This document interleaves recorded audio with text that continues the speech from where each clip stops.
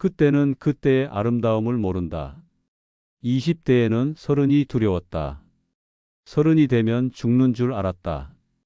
이윽고 서른이 되었고 싱겁게 난 살아 있었다. 마흔이 되니 그때가 그리 아름다운 나이였다. 30대에는 마흔이 무서웠다. 마흔이 되면 세상 끝나는 줄 알았다. 이윽고 마흔이 되었고 난 슬프게 멀쩡했다. 쉰이 되니 그때가 그리 아름다운 나이였다. 예순이 되면 쉰이 그러리라. 일흔이 되면 예순이 그러리라. 죽음 앞에서 모든 그때는 절정이다.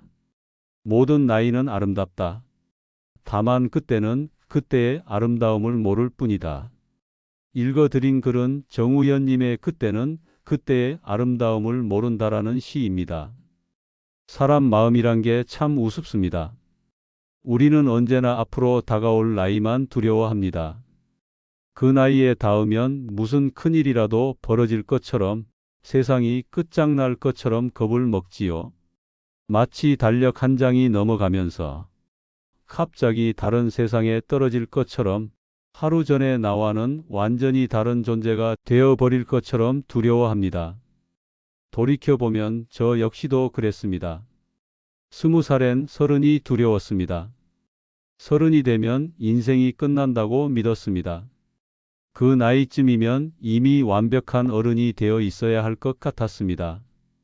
결혼도 하고 직장도 제자리를 잡고 사회에서 인정도 받아야 한다고 생각했지요.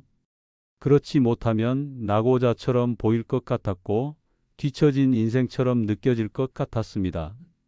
20살에 나는 서른을 마치 절벽 끝처럼 생각했습니다. 그곳에 도달하면 더 이상 꿈꿀 수 없고 더 이상 실수해서는 안 되며 더 이상 방황할 수 없을 것이라고 믿었습니다. 마치 서른이라는 숫자가 나를 삼켜버릴 괴물처럼 느껴졌습니다. 길을 걷다가 서른을 넘은 것 같은 사람들을 보면 그들의 얼굴에서 이미 죽어버린 청춘의 흔적을 찾으려 했습니다. 그들은 정말 행복할까? 그들에게 아직 설렘이 남아 있을까? 이런 질문들이 마음속을 맴돌았습니다. 하지만 막상 서른이 되어보니 아무 일도 일어나지 않았습니다. 아침에 눈을 뜨면 여전히 햇살이 창가를 비추었고 저녁이 되면 친구들과 모여 웃고 떠들며 시간을 보낼 수 있었습니다.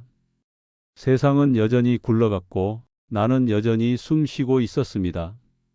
거울을 들여다봐도 어제의 나와 크게 다르지 않았습니다. 단지 숫자 하나가 바뀌었을 뿐이었는데 왜 그렇게 두려워했는지 스스로도 우스웠습니다. 30살 생일 아침 창밖을 바라보며 깨달았습니다. 나만 혼자 시간이 멈춘 듯한 느낌으로 그 순간을 맞이했지만 세상은 아무렇지도 않게 흘러가고 있었습니다. 그리고 시간이 지나 돌이켜보니 서른에는 서른만의 빛깔이 있었습니다. 야근으로 지쳐 쓰러지듯 집에 들어와도 다음 날이면 다시 웃으며 출근할 수 있던 젊음이 있었습니다. 큰 실수를 해도 아직 젊으니까 괜찮아 하고 어깨를 두드려주는 위로가 있었습니다. 사랑 앞에서는 모든 걸 걸고 달려들 수 있는 뜨거움도 있었습니다. 그건 서른이었기에 누릴 수 있었던 순간들이었지요. 서른의 밤들은 치열했습니다. 새벽까지 일하고 새벽까지 사랑하고 새벽까지 꿈을 키웠습니다. 몸은 피곤해도 마음은 불타고 있었습니다. 실패해도 금방 일어설 수 있는 탄력이 있었고 상처받아도 금세 아물 수 있는 회복력이 있었습니다. 세상 모든 것이 가능해 보이던 나이, 그것이 서른이었습니다. 회사에서 밤늦게 일을 마치고 동료들과 맥주 한 잔을 기울이던 그 시간들, 주말이면 계획도 없이 기차를 타고 어디든 떠나던 자유로움, 사랑하는 사람과 함께 미래를 그려가던 설렘, 그 모든 것들이 서른이라는 캔버스 위에 그려진 아름다운 그림이었습니다. 30대에는 마흔이 무서웠습니다. 마흔이 되면 모든 게 굳어져 버리고 새로운 것들은 사라질 줄 알았습니다. 꿈도 접어야 하고 몸도 늙고 인생은 이미 후반부로 밀려날 거라고 생각했지요. 30대의 나는 마흔을 인생의 분수령으로 여겼습니다. 그 이후로는 오직 내리막길만 남아 있을 것이라고, 청춘의 마지막 흔적마저 사라져버릴 것이라고 믿었습니다. 30대 후반이 되어갈수록 마흔에 대한 공포는 더욱 구체적으로 변했습니다. 거울 속에서 발견되는 작은 주름들, 밤새 술을 마셔도 끄떡없던 몸이 이제는 이틀씩 앓는 모습, 새로운 것을 배우는 속도가 예전 같지 않다는 느낌. 이 모든 것들이 마흔이라는 벽 앞에서 더욱 두드러져 보였습니다. 그러나 마흔이 되어보니 저는 여전히 멀쩡했습니다. 아침에 눈을 뜨면 출근해야 했고, 점심시간에는 동료들과 웃으며 밥을 먹었고, 퇴근길에는 아이가 뛰어나와 아빠 하고 안겨주었습니다. 세상은 그렇게 평범하게 아무 일도 없는 듯 흘러갔습니다. 마흔이라는 숫자가 마법처럼 무언가를 바꿔놓지는 않았습니다. 단지 하루가 지나고 또 하루가 지났을 뿐이었습니다. 하지만 마흔에는 마흔만의 선물이 있었습니다. 아이의 작은 손을 잡으며 느낀 책임의 무게, 힘들어도 가족을 위해 일한다는 뿌듯함, 젊은 날의 상처와 실패를 이제는 웃으며 이야기할 수 있는 여유. 그 모든 것은 마흔이라는 나이가 선물해 준 것이었습니다. 30대에는 상상조차 하지 못했던 깊이가 거기 있었습니다. 마흔의 마음은 고요했습니다. 더 이상 증명해야 할 것들에 쫓기지 않았고, 남들과 비교하며 조급해하지도 않았습니다. 아이가 잠든 얼굴을 바라보며 느끼는 평안함, 오래된 친구와 나누는 진솔한 대화, 가족과 함께하는 조용한 저녁 시간의 소중함, 이런 것들이 마흔의 풍경이었습니다. 마흔을 지나니 쉰이 두려워졌습니다. 쉰은 정말 중년의 벼랑 끝처럼 느껴졌습니다. 몸은 예전 같지 않고, 사회에서는 이미 한물 같다는 소리를 들을까봐 겁이 났습니다. 인생이 내리막으로 접어드는 듯한 막연한 불안감이 가득했지요. 40대의 나는 쉰을 마치 사회적 죽음과 같다고 생각했습니다. 그 나이가 되면 더 이상 필요한 사람이 아닐 것이고 세상에서 잊혀질 것이라고 믿었습니다.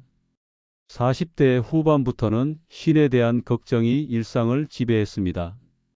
회사에서 젊은 직원들이 새로운 기술을 익히는 모습을 보며 뒤처지는 것은 아닐까 불안했고, 체력적으로도 예전만 못하다는 것을 실감하며 쉰 이후의 삶을 그려보기 어려웠습니다. 건강검진 결과를 받아볼 때마다 몸의 변화를 확인하며 시간의 무게를 느꼈습니다. 하지만 쉰이 되어도 세상은 고요했습니다. 별다른 사건도 세상에 끝도 없었습니다. 그저 또 하루가 흘러갔을 뿐이었습니다. 쉰이라는 숫자가 갑자기 나를 다른 존재로 만들지는 않았습니다. 여전히 같은 사람이었고, 여전히 같은 마음이었고, 여전히 같은 하늘 아래 살아가고 있었습니다. 그리고 쉰이 되어서야 비로소 만날 수 있었던 아름다움이 있었습니다. 아이들이 성장해 와서 고맙습니다라고 말해줄 때의 가슴 벅참. 퇴근길에 무심히 보던 벚꽃이 어느 날 더 눈부시게 다가오는 순간, 늦은 저녁 가족과 함께 둘러앉아 먹던 따끈한 국밥 한 그릇의 깊은 위로, 그 모든 것은 쉰의 마음으로만 느낄 수 있는 풍경이었습니다. 쉰의 시선은 다정했습니다. 젊은 사람들의 치기와 실수를 바라보며 옛날의 자신을 떠올리며 미소 짓고, 그들의 열정을 부러워하기보다는 응원하게 되었습니다. 더 이상 모든 것을 다 가져야 한다는 조급함이 없었습니다. 가진 것에 감사하며 있는 그대로의 삶을 받아들이는 평온함이 찾아왔습니다. 회사에서의 역할도 달라졌습니다. 최전선에서 뛰기보다는 뒤에서 지원하고 조언하고 길을 안내하는 역할을 하게 되었습니다. 처음에는 뒷전으로 밀려나는 것 같아 서운했지만 시간이 지나니 그것도 나름의 가치가 있다는 것을 깨달았습니다. 누군가의 멘토가 된다는 것, 경험을 나눈다는 것, 그것도 신이 아니면 할 수 없는 일이었습니다. 신이 지나니 예순이 두려워졌습니다. 예순이 되면 모든 것이 끝날 줄 알았습니다. 몸은 더 쇠약해지고 사회는 나를 잊고 세상에서 점점 밀려날 것만 같았습니다. 신대의 나는 예순을 마치 인생의 마지막 막이 내리는 순간처럼 여겼습니다. 그 이후로는 오직 쇠퇴와 외로움만 남아있을 것이라고 생각했습니다. 은퇴를 앞두고는 더욱 불안했습니다. 직장이라는 소속감을 잃으면 나는 누구인가, 무엇을 하며 살아가야 하나, 이런 실존적 질문들이 마음을 무겁게 했습니다. 건강에 대한 걱정도 커졌습니다. 동년배 친구들 중에서 아픈 사람들이 하나둘 생겨나기 시작하면서 예순 이후의 삶에 대한 막연한 두려움이 자리 잡았습니다. 그러나 예순이 되어 보니 저는 여전히 살아 있었고 여전히 웃고 있었습니다. 새벽 공기를 마시며 천천히 산책할 수 있었고 손주가 제 무릎 위로 기어 올라와서 안겨오는 기쁨을 누릴 수 있었습니다. 거울 속의 흰 머리칼조차 이제는 인생이 제게 남겨준 아름다운 흔적으로 보였습니다. 예순의 삶은 느긋하고 깊었습니다. 더 이상 젊음을 흉내 낼 필요도 없었고 있는 그대로의 나를 받아들일 수 있는 평온함이 있었습니다. 그건 예순이 아니면 얻을 수 없는 선물이었습니다. 시간이 충분해졌습니다. 급할 것도 증명할 것도 쫓길 것도 없었습니다. 그저 하루하루를 천천히 음미하며 살 수 있었습니다. 예순의 오후는 황금빛이었습니다. 손주와 함께 동네 공원을 걸으며 그 아이의 작은 발견들을 함께 경이로워할 수 있었습니다. 개미 한 마리, 떨어진 나뭇잎 하나도 그 아이에게는 신기한 세상이었고 그 순수한 시선을 통해 나도 다시 세상을 새롭게 보게 되었습니다. 오래된 친구들과의 만남도 더욱 소중해졌습니다. 서로의 주름살을 보며 웃고 지나온 세월을 회상하며 남은 시간에 대해 이야기하는 시간들. 그 안에는 젊은 시절에는 느낄 수 없었던 깊은 우정과 동질감이 있었습니다. 아마도 이른이 되면 예순이 아름다웠다고 말하겠지요. 여든이 되면 또 이른이 그리웠다고 할 겁니다. 죽음을 앞에 두고 보면 결국 모든 나이가 절정이었음을 알게 될 것입니다. 20살도, 30도, 40도, 50도, 60도, 지금 이 순간까지도 각각의 나이가 가진 고유한 아름다움, 그때만 느낄 수 있었던 특별한 감정들, 그 나이가 아니면 만날 수 없었던 소중한 사람들과 순간들. 그래서 이제는 압니다. 앞날을 괜히 두려워할 필요가 없다는 것을. 막상 그 자리에 가면 별일은 일어나지 않을 겁니다. 그리고 그때가 아니면 절대로 들을 수 없는 노래가, 그때가 아니면 절대로 볼 수 없는 하늘이 있습니다. 인생은 계단을 오르는 것이 아니라 산책하는 것과 같습니다. 어떤 구간은 오르막이고 어떤 구간은 내리막이며 어떤 구간은 평지입니다. 하지만 어느 구간이든 그 나름의 풍경이 있고 그 나름의 의미가 있습니다. 중요한 것은 목적지에 도달하는 것이 아니라 걷는 과정 자체를 즐기는 것입니다.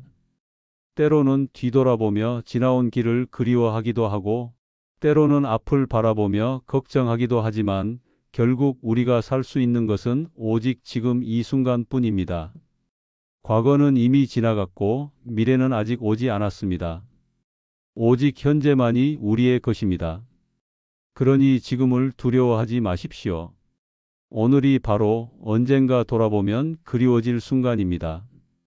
지금 이 나이가, 지금 이 순간이 이미 절정이니까요. 당신의 20살도, 30도, 40도, 그리고 지금도 모두 아름다운 인생의 한 페이지입니다. 그 페이지를 두려움으로 채우지 말고 감사와 기쁨으로 채우십시오. 그것이 진정한 삶의 지혜입니다.